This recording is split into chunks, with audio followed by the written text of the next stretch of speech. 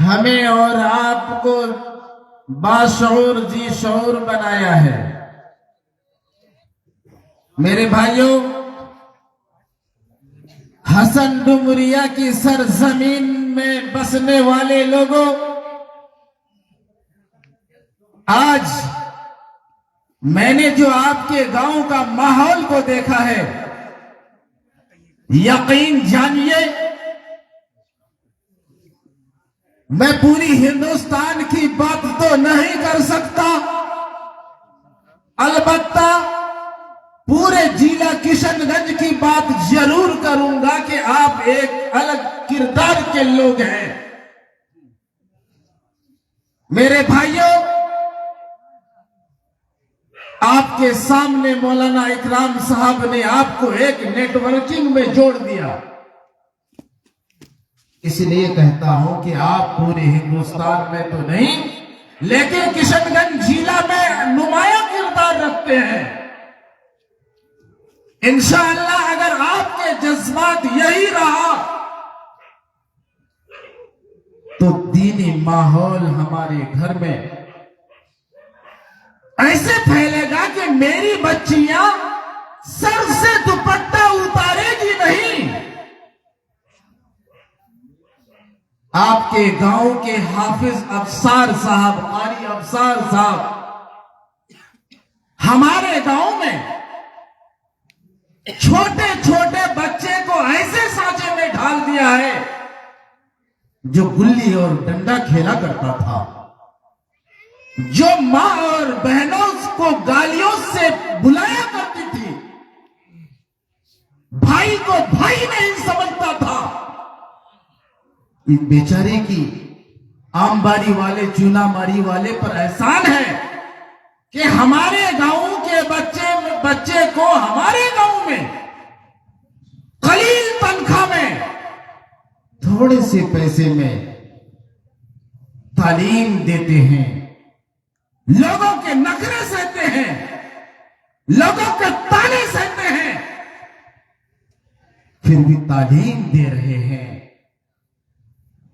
आज अल्हम्दुलिल्लाह मेरे बैठक में, मेरे आंगन में, मेरे घर में हर जुमा को हजरत कुछ हदीस को पढ़ते हैं, उसको फिर तफसीर करते हैं, कुछ वक्त को सीखने सिखाने में लगाते हैं ताकि मेरी माए इस दुनिया से रुखसत हो जाए, यानी मर जाए, तो मेरी बहनें उस मैयत को गोसल दे सके। ऐसा नहीं कि गोसल देने वाले को तलाश करने की जरूरत पड़े। आज हर रमजान में हजरत हमारे ही घर के छत में अल्हम्दुलिल्लाह तरावी पढ़ाते हैं। हम लोगों ने तो खिदमत नहीं कर पाते हैं जो करना चाहिए, लेकिन उससे जो माहौल बनता है मैं अपनी आंखों से देखता हूं। मेरे भाइयों, हमारी बच्चियां हजरत फातिमा के तरह कैसे बनेगी? हजरत फातिमा की क्वालिटी और सिफात कैसे दाखिल होगा? जब तक तालीम के तरफ नहीं ढालेंगे, सांचे में ढालेंगे, तब तक नहीं होगा। मेरे भाइयों, हजरत फातिमा वो फातिमा है जो मां आयशा रज़ियल्लाहु ताला अन्हा के पास बैठकर बातें कर रही है। हजरत फातिमा कहती है, अम्मा, ए मां आयशा, आप एक सहाबी की बेटी हैं, मैं एक नबी की बेटी हूं। हजरत फातिमा कहती है अपनी मां से, सौतेली मां से, ए अम्मी जान आयशा, आप सहाबी की बेटी हैं और मैं नबी की बेटी हूं। तालीम का जायजा लीजिए मेरे भाइयों, तालीम से क्या होता है। मां आयशा रज़ियल्लाहु ताला अन्हा ने कहा, फिर क्या हुआ? हाँ, मैं एक सहाबी की बेटी हूं, आप नबी की बेटी है। वो नबी जिसको कयामत तक जिसके लोग पैरवी करते रहेंगे, आखिरी नबी जिसको कहा जाता है, उस नबी की बेटी हैं आप। हुआ क्या? हजरत फातिमा रज़ियल्लाहु ताला अन्हा ने कहा, ए अम्मी जान, इसलिए मैं ये बता रही हूं, हजरत फातिमा कह रही है, इसलिए मैं ये बता रही हूं कि मैं नबी की बेटी हूं, मेरा मर्तबा आला और ऊंचा है। एक आप सहाबी की बेटी है और मेरे अब्बा के गुलाम की बेटी है, आपका मर्तबा कम है। मां के तालीम के असरात देखो मेरे भाइयों। एक औरत अगर तालीम हासिल करती है, 7 नस्लों का सुधार होता है, और एक मर्द अगर तालीम हासिल करता है, एक ही नस्ल की सुधार होती है। मां आयशा रज़ियल्लाहु ताला अन्हा ने कहा, बेटी, पर ये तो ठीक है, तुम मैं एक सहाबी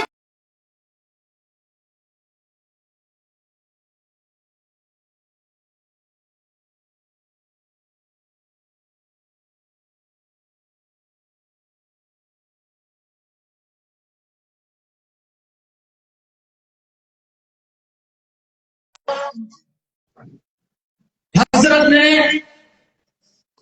अक्ल कुआं वाला जो दिमाग लगाया हमारे गांव और समाज में, लोगों को मुखातिब करके कहा कि मुझे मकातब को बनाना है, दीनी तालीम को फैलाना है, हर बच्ची को कुरान पढ़ाना है, नमाज जनाजा पढ़ाने वाला हर शख्स को बढ़ाना है, चाहे हाफिज हो या गैर हाफिज हो।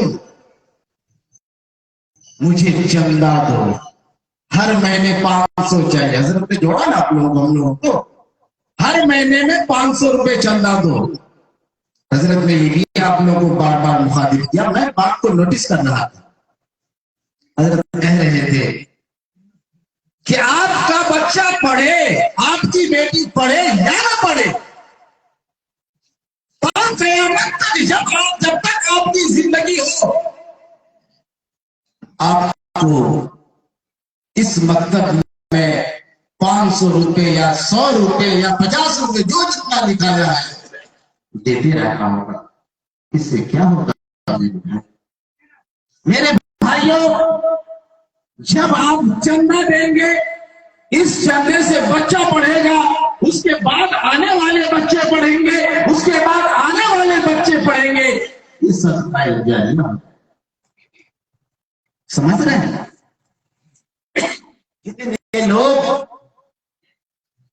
नस्ल दर नस्ल जब पढ़ने लगेंगे, मेरी माँ और बहनों से भी नस्ल दर नस्ल जब पढ़ने लगेंगे, हमने जो 500 रुपए दिया है, कितने लोग पढ़ेंगे? उसमें कोई आबिद होगा, उसमें कोई जाहिद होगा, उसमें कोई अल्लाह वाला होगा, अल्लाह की वली पैदा होगा, उसका सवाब हमें होगा। बिलाखिर नबी अकरम सल्लल्लाहु अलैहि वसल्लम ने चंदा मांगा, लोगों को मुखातिब कहा, जंगे तबूक के मौके पर ऐलान किया, और साहबियों मुझे चंदा दो, दूर का सफर है, गर्मी का मौसम है, साजो सामान नहीं है, सामने से काफिर मौजूद है, तलवारों को ले रहा है, उड़ा रहा है, आसमानों पे उछाल रहा है, मेरे पास साजो सामान नहीं है। मेरे भाइयों, ठीक इसी तरीके से सहाबी खड़े हुए, या रसूलुल्लाह सल्लल्लाहु अलैहि वसल्लम, मेरा फला फला सामान वक्त करता हूं, इसे कबूल फरमाए। हजरत उस्मानी गनी उठे, 900 चंदा दे दिया। हजरत उमर फारूक उठे, घर से आधा सामान को तकसीम किया, आधा घर में छोड़ दिया और आधा जंग के लिए लेके आया। कि नबी ने चंदा मांगा है, इसलिए मैं अपने आधा सामान को लेकर नबी के दरबार पर हाजिर हो जाऊंगा और आधा सामान अपने बच्चों पर खर्च करने के लिए रखूंगा। बारी आई अबू बकर सिद्दीक रज़ी अल्लाह तआला। जब आपकी बारी आई, आका ने फरमाया, मेरे अबू बकर, जंग तबूक के लिए तुम क्या लाए हो? हजरत अबू बकर सिद्दीक ने कहा, मेरे आका, इसीलिए तो मुझे आदत देर लगी। मेरे नबी ने जंग तबूक के लिए चंदा मांगा हो।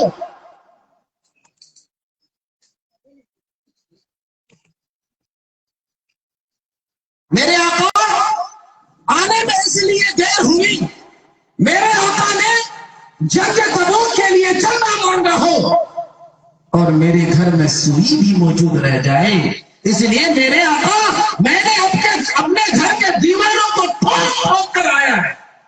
मैंने अपने टाटी को, दीवारों को हिला हिला कर, हाथ से बसा कर आया है, ताकि अगर सुई भी दफा हुआ हो, सुई भी अगर धागा भी लटका हो, वो भी गिरे, मैं नबी की खिदमत में पेश कर। हजरत अबू बकर सिद्दीक मौजूद है।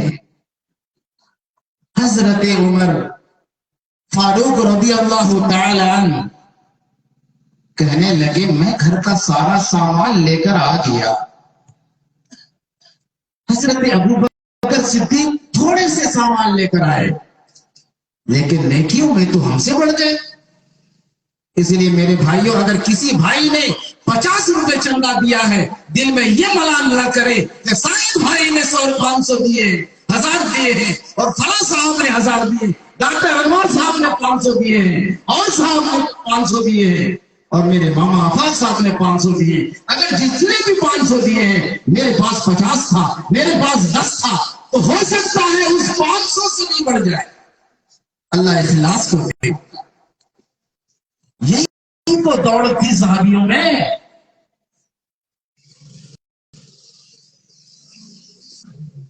हजरत अबू बकर सिद्दीक जब खलीफा बनाए गए, जब आपको खलीफा बनाया गया, आप खलीफा बने, मदीना में एक बेवा औरत रहती थी। हजरत अबू बकर सिद्दीक खलीफा है, हजरत उमर फारूक सोच रहे हैं कि अबू बकर सिद्दीक मुसलमानों का अमीरुल मोमिनीन है, खलीफा है, ये अब नेकी कमाने में पीछे रहेंगे, मैं आगे बढ़ता हूं। मदीने में एक बेवा औरत है। हजरत उमर फारूक रज़ी अल्लाह तआला उस बेवा के घर पहुंचते, फजर की नमाज पढ़ते हैं, उस बेवा के घर पहुंचते हैं, आवाज देते, माई अंदर से बर्तन ला दे, सामान दे, मैं पानी भर कर लाऊं, खाना पकाकर खिलाते जाऊं। अंदर से आवाज आई, माई ने आवाज दी, जज़ाकल्लाह जज़ाकल्लाह, आपसे पहले कोई आए और मेरा सारा काम करके चले। हजरत उमर फारूक रज़ी अल्लाह तआला अन्हु कहने लगे, कौन है वो शख्स, हमसे पहले आए और सारा काम करके खत्म करके चले गए। सोचा मैं कल थोड़ा सा और पहले आ। आपने फजर की नमाज से पहले तशरीफ लाए, यानी उमर फारूक रज़ी अल्लाह तआला फजर की नमाज से पहले पहुंचते हैं, अंदर पहुंचकर दरवाजे पर खड़े होकर आवाज देते हैं, कुंडी खटखटाते हैं, माई अंदर से बर्तन ला दे, मैं आपको पानी ला कर दूं, खाना पका कर दूं, आंगन में झाड़ू लगाऊं। अंदर से आवाज आई, जज़ाकल्लाह, आपसे पहले कोई आया और सारा काम करके चला। हजरत उमर फारूक कहने लगे, कौन है वो शख्स? आपने सोचा, यानी हजरत उमर ने सोचा कि मैं और पहले आऊंगा, यानी सुबह सादिक के बाद फजर की अजान से पहले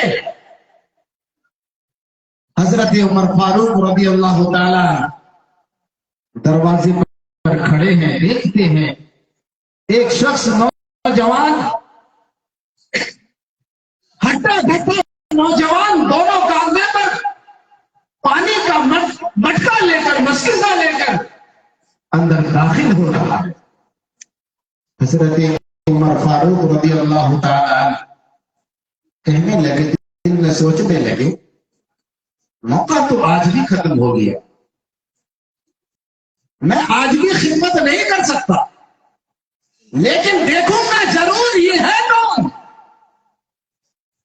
जब पानी का मटका अंदर रखकर वापस लौटने लगे पीछे से, हजरत उमर फारूक रज़ी अल्लाह ताला अन्हु चादर पकड़कर खींच दी। जब चादर पकड़कर खींची, हजरत अबू बकर सिद्दीक ने कहा, अरे उमर जाने दे, अरे उमर जाने दे, मैं तेरा भाई अबू बकर। ये थे खलीफा, ये थे बादशाह। मेरे भाइयों, मां आयशा रज़ी अल्लाह ताला अन्हा गर्मी के मौसम में आंगन में खड़ी है। आका ने निगाह मुबारक आसमान के तरफ उठाई। मां आयशा ने सवाल किया, या रसूलुल्लाह सल्लल्लाहु अलैहि वसल्लम, आसमान में जितने सितारे नजर आ रहे हैं, कोई ऐसा भी बंदा है जिसकी नेकियां उसके बराबर हो? आका ने निगाह आसमान के तरफ उठाई। मां आयशा ने फौरन सवाल किया, या रसूलुल्लाह सल्लल्लाहु अलैहि वसल्लम, आसमान में जितने तारे नजर आ रहे हैं, कोई ऐसा भी शख्स है जिसकी नेकियां उन तारों के बराबर हो? आपने उमर फारूक की नेकियां उन सितारों से भी ज्यादा है। मां आयशा ने कहा, या रसूलल्लाह, मेरा अब्बा, यानी अबू बकर सिद्दीक की नेकियां, जब उमर फारूक की नेकियां आसमान के सितारों से ज्यादा हो सकती है, यानी या रसूलल्लाह, मेरा अब्बा, यानी अबू बकर सिद्दीक की नेकियां। आका ने फरमाया, है आयशा,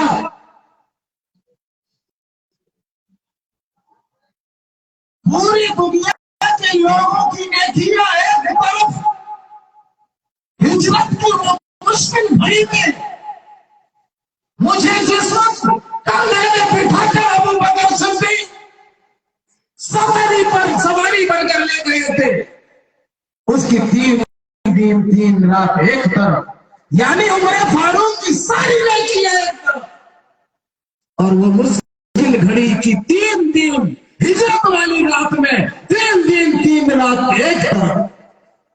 फिर भी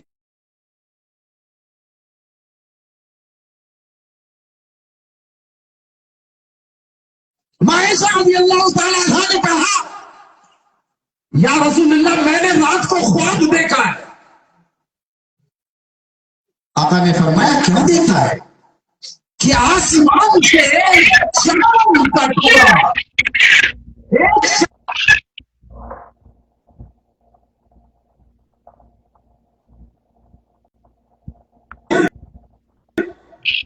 मां आयशा ने कहा कि बहुत है, फिर एक चांद का टुकड़ा गिरता है, फिर मेरे गोद में आकर गिरता है।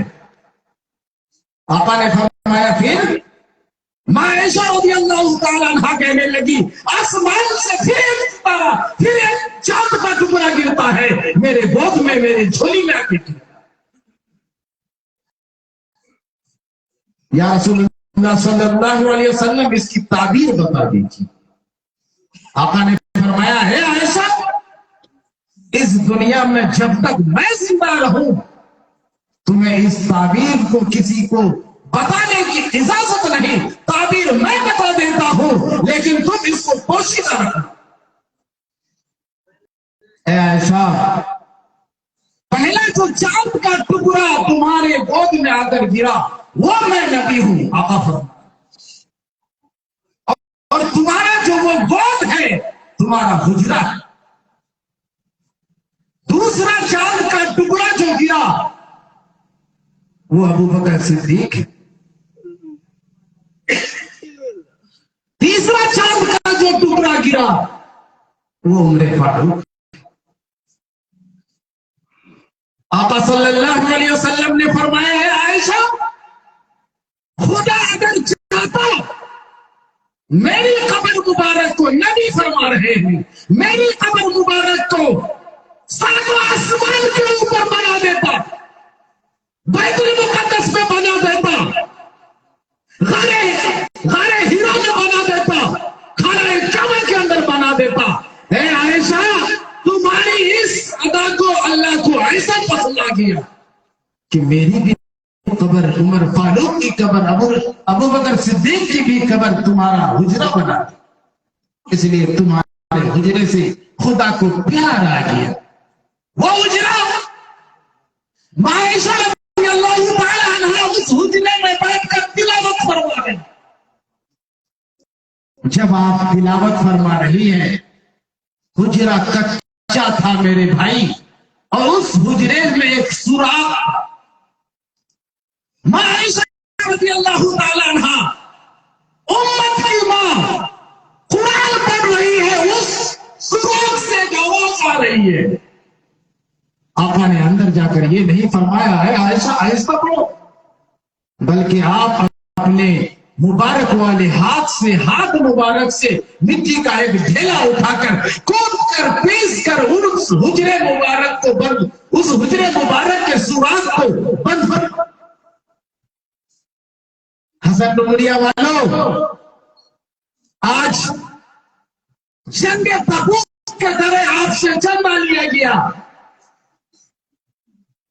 आप अपने नफ्स से जिहाद करो। आपको बताया ये भी किया कि सालागरा हाट में चाय और पान के जगह आप अगर 2 पान खाते हैं और 2 चाय दिन भर में पीते हैं, अपने चाय में कमी कर दो, एक ही चाय पियो, सिर्फ 4 बजे सुबह वाले चाय की पैसा मकतब में जमा कर दो। करेंगे ना भाई? उससे क्या होगा? आने वाला नस्ल में सुधार होगा। कैसे सुधार होगा? आज भाई को भाई नहीं समझ रहा है, पड़ोसी की जमीन को खुदाली लेकर आल को ऐसा पाल कर रहा है, उसको ऐसे छाट रहा है, जंगल के बहाने उसके गोश्त को काट कर आल को पतला कर दे रहा है। क्यों कर रहा? उसके अंदर तालीम नहीं है। अगर जिसके अंदर तालीम है वो आल छाट रहा है, समझ जाइए उसके अंदर माहौल नहीं। तालीम तो हासिल कर लिया, लेकिन उसमें उसके अंदर दीन नहीं है, माहौल नहीं है। पढ़ने के बाद भी आल को छाट रहा है, भाई को मार रहा है, गालियां दे रहा है, पड़ोसियों को सता रहा है। समझ जाइए उसके अंदर माहौल नहीं। अगर ये मकातिब हमारे गांव में जितने मदारिस हैं सब में मकातिब खुल जाए तो हमारा घर में एक माहौल बने। मैंने शुरू में हदीस पढ़ी है, अस्सलाम क़ब्ल कलाम, लोग जब दूसरे से मिलेगा सलाम करेगा। ये सीखेगा कहां? इसी मकतब में सीखे। इसलिए मकतब में सिखाने वालों की ताउन कीजिए, तब जाकर के फलाह मिलेगी, हमें कामयाबी मिलेगी। मेरे भाइयों, अल्लाह तबारक व तआला कहने सुनने से ज्यादा अमल की तौफीक अता फरमाए। मेरे भाइयों, उलमाओं की फहरिस्त लंबी है, बहुत लंबी फहरिस्त है, वक्त कम है। हजरत ने फरमाया कि टाइम के मुताबिक ही जलसा हो, फिर दुआ हो, चाहे इसलिए ऐसा हो कि फजर की नमाज कज़ा न हो। हजरत ने फरमाया कि शेर शायरी इनको तर्ज करना मकसद नहीं था, माहौल को सुधारने के लिए कहना मकसद था, ताकि वक्त खलील में अपनी प्रोग्राम को खत्म करें और फजर की नमाज बाजमात अदा करें। अल्लाह तबारक व तआला कहने सुनने से ज्यादा अमल की तौफीक अता फरमाए। व आखिर दावाना लेकिन